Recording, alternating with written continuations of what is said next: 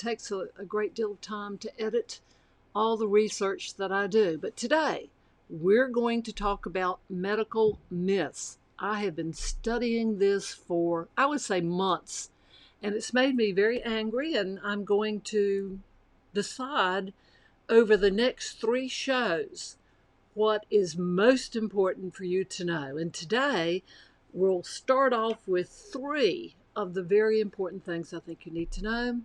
And I'm going to do a quick little video to sort of keep it concise, and then I'm going to go into a few details. So bear with me, and later you'll see, I'm sure, an edited version of this.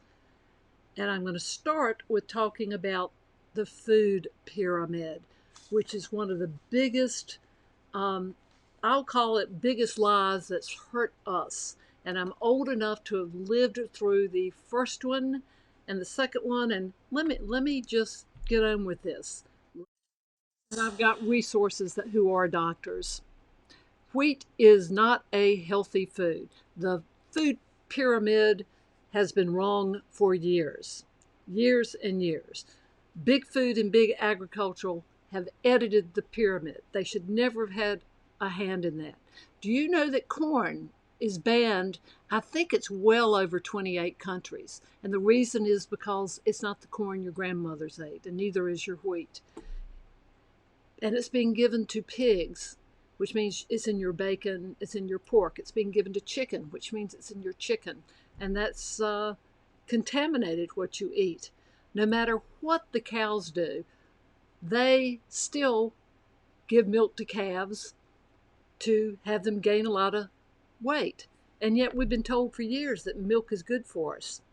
We are the only adult species that continue to drink somebody else's, another species' milk.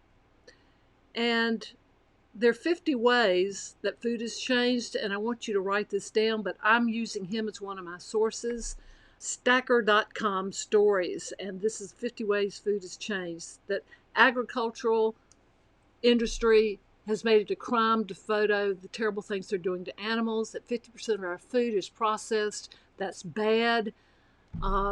It has so many things you can't even pronounce that's put in your food. Thank you, people, for making us be very, very unhealthy with the preservatives. They've even got it in dog food. It used to be a pesticide. Now they say it's preservative. But the USDA designed the pyramid. And remember that A stands for agriculture. There was 1992, the Food Guide Pyramid. Then there was the 2005 My Pyramid. And then there's the 2011 My Plate. They're all wrong. In the 1950s, there was fast food. There are over 50,000 now, and there's 75 burgers eaten by McDonald's every second. And in the 1960s, the sugar industry funded research for them. All your sodas are full of corn syrup. And that began in 1970. And now it's all in our food. And it's not good. It's making us fat. Because the portions are off. So I'm back to me. And again, I have to be very quick with that. And I'm going to be a little bit slower with all the things that have happened to grocery stores and our health because of there's no other way to put it. They're mistruths and they're lies. And the USDA, how dare they get to, with Big Pharma, have the final say after nutritional scientists put together that pyramid. Grains were never the base of the pyramid. And I'll go into this in detail in my next show. Grains were never the base. And they added milk as one of the levels on the Great Pyramid. And I've told you why. It's meant to fatten calves. I think they get up to 600, not 400 pounds in a month. And yet we're told milk is good for us. We don't need milk.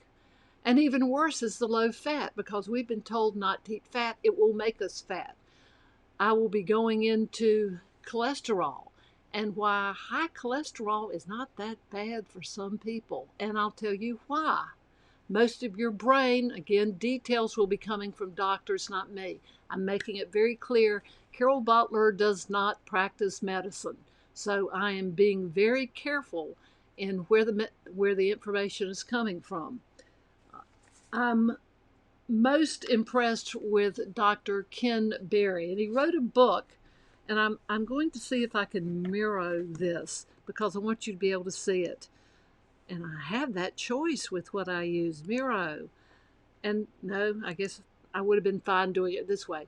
Lies my doctor told me. And let me hold it up. Ken Berry.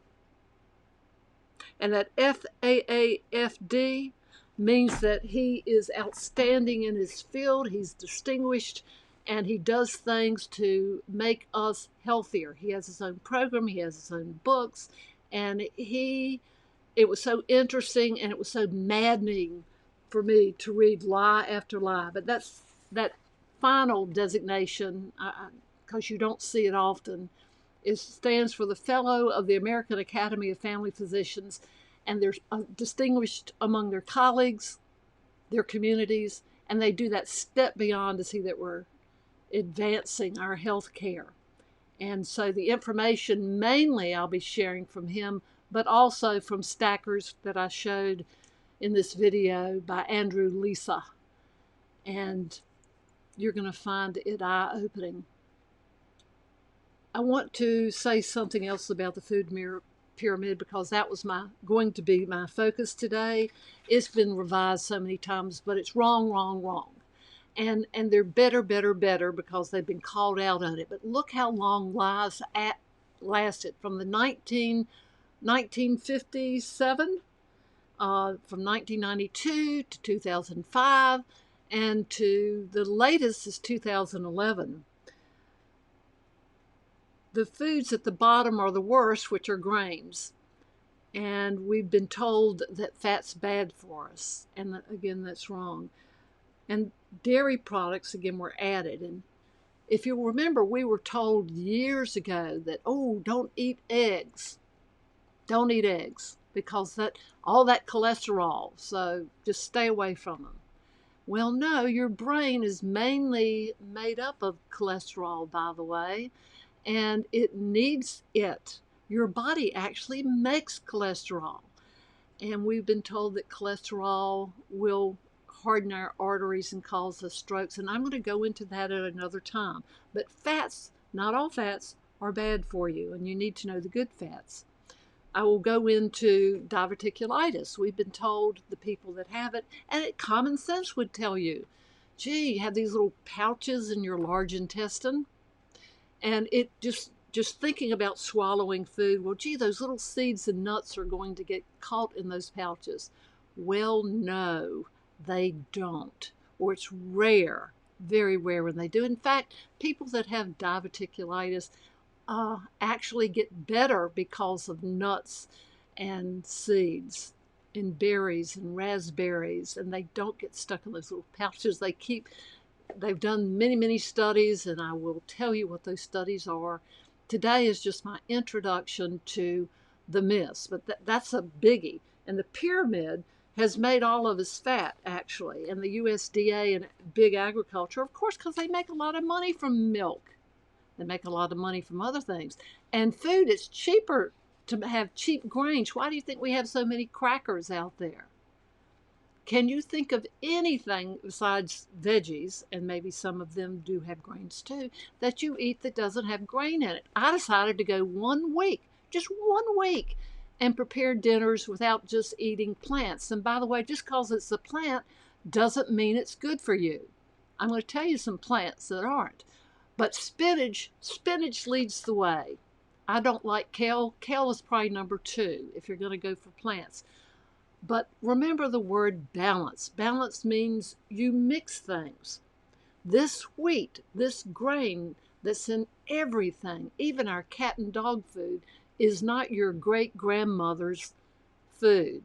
The grain they used wasn't overly processed. And the quickie foods, like you get lasagna, look at the ingredients in it. It's always processed, and the processed food, that's why everybody is obese now. Or not everybody, but it's why it's almost impossible to maintain a good weight. My mother was never fat, My grandparents were never fat. They didn't have the until later in the 60s, the 50s, and I think they died in their 70s, right when all this processed food and corn syrup began heavily being concentrated in our foods. Take a muffin in 1957. A muffin, let's call it a blueberry muffin, any muffin. They were 1.2 ounces and they had 210 calories. Woo! Now, almost any 4-ounce muffin, and I used to eat them. I loved blueberry muffins, but almost any 4-ounce muffin is 500 calories. And calories, of course, are not equal. There's a difference, and we've been told count your calories. Count your calories. Don't eat too many. If you keep it, you want to lose weight, exercise more and eat less calories. Well, that doesn't work. If that worked, then we wouldn't have the obesity problem and the weight gain that we all have. We're eating the wrong foods and we're counting the wrong calories. A calorie of ice cream, dairy, remember, is not the same calorie as red meat, which is good for you. We need meat. We need fat. And I can't wait to get into all of that. But the pyramid never told you what a serving is. They always relied on servings of food without defining what that was. It didn't make any distinctions between healthy food, such as brown rice versus white rice. And by the way, it is so infinitesimally not different between eating white rice and brown rice. And what really stunned me was that a tablespoon of sugar right now, 2 whole wheat pieces of bread, which I thought I was eating healthy when I never buy white meat, ever. I can't remember having white meat. It was an accident if I have. I eat whole wheat, ha ha ha. What did it say? That's why I'm so angry about things. 2 slices of whole wheat bread have more sugar in them than a tablespoon of sugar. Yes, you heard me right, and I'll verify that with you later. Please go to that website because I'll be the one that I put in the video. Just stop it at the end, first of the show, and get the Stacker story from Andrew Lisa. And it was published, so it's current.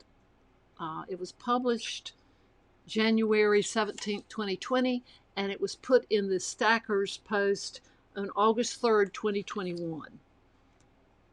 So don't rely on the pyramid to make healthy food choices. You need fruits.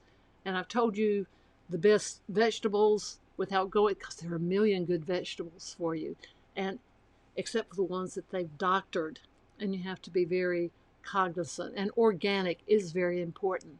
We don't think about what GMO means. Guess what that O means? And it's gross. It means organism.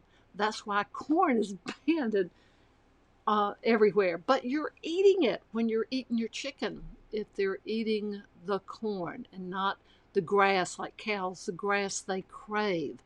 But that doesn't fatten them up as fast as corn and other wheat products.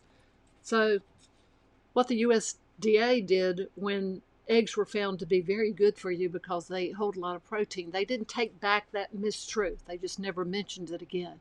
They did the same thing with butter. They told, don't eat butter, it's fattening, get that margarine.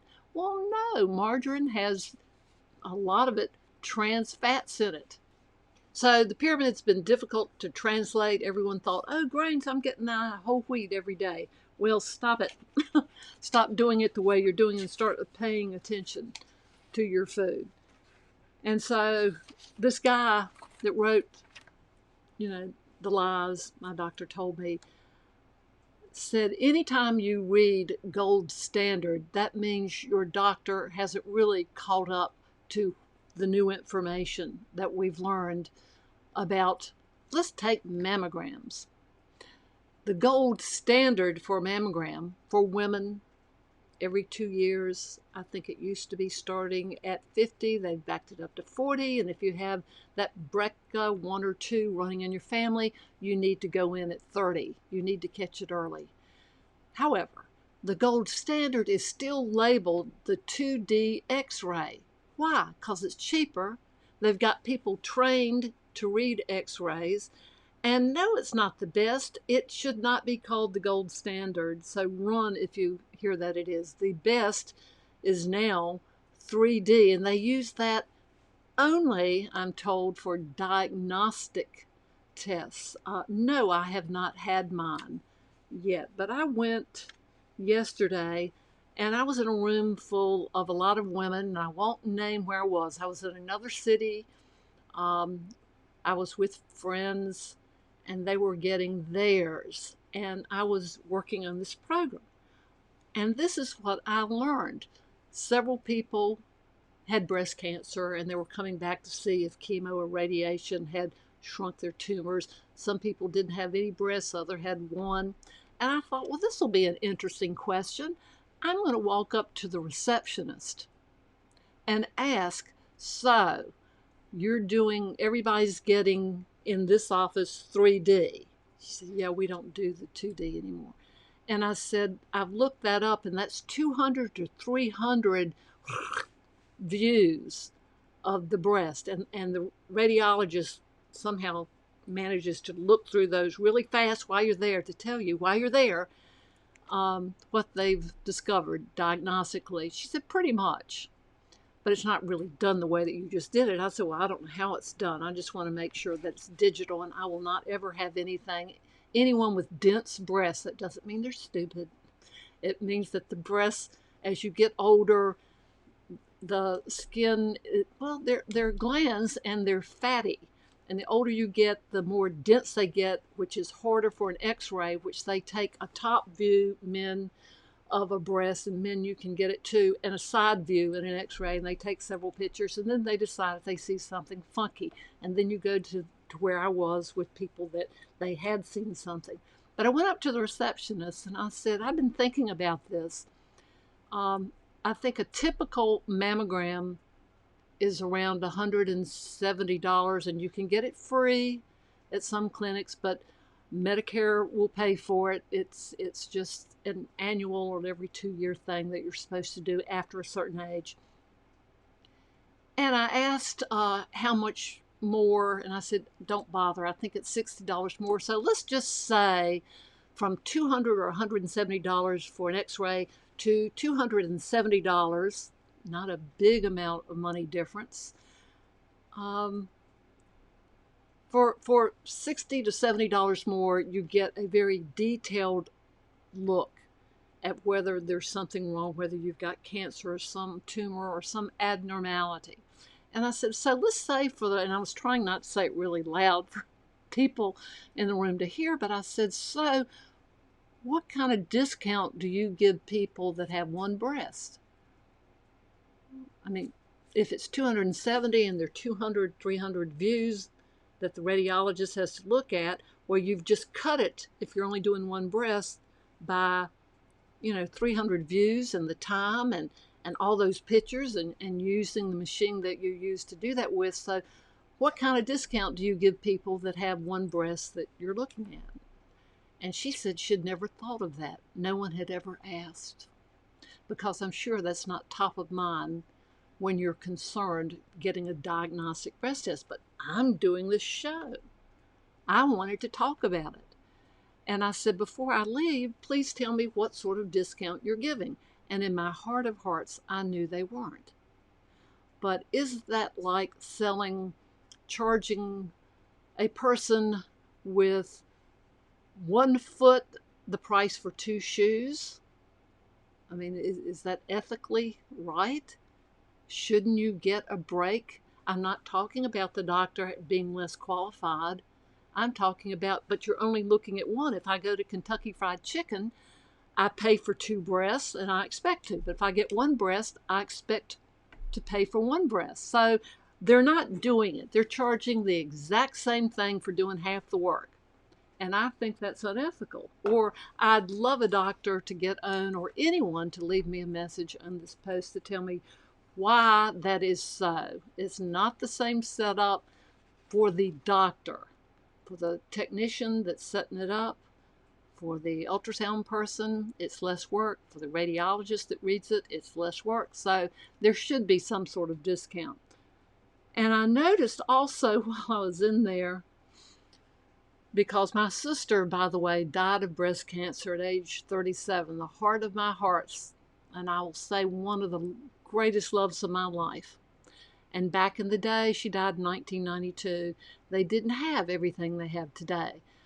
Like, in so many ways, HIV now is a manageable cancer. They still haven't gotten quite there with breast cancer, but they've made great strides with chemotherapy and radiation. I'm still waiting for them to come up with the nanotechnology that will target breast cancer. Prostate cancer is pretty much under control if men will just go in and get it checked. But we're still tweaking breast cancer. And while I was in there, I'm listening to the music, I'm reading my book, I'm making notes about what I'm going to say today. We had an appointment that was, let's say it's the top of the hour. It doesn't matter what time it was. It was an hour and a half later before a friend of mine got in. An hour and a half later. And I was sitting next to someone and I said, you know, having a diagnostic breast test isn't an emergency. So how can they get behind? I mean, are they like the airlines and overbooking patients? Because there's no way they can get behind. It's da. You have your information, you fill it out, they're expecting you, you had an appointment. I can understand 15 minutes. Someone was talking a lot for some reason. But an hour and a half before people were getting in, everyone was waiting. And then the music they were playing. Yes, I'm sort of complaining about that because everyone is nervous, or not. I think a lot of people were relaxed in there. It's not fair of me to say everyone was nervous.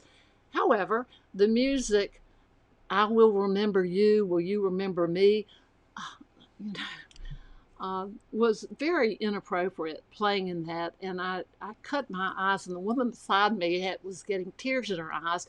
People think, doctor offices think about the pictures and the music you're playing in there.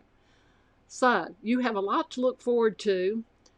And I've had so many emergencies at my place with cats and dogs. I will tell you about that. I am not going to mince words.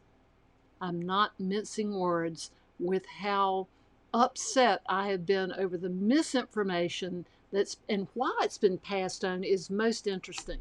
I'm going to give you a reason to look forward to that. I'm going to talk to you about why you should not handle, I know I had one out here because I was going to talk about it today. Hang on. Receipts. Just the receipt.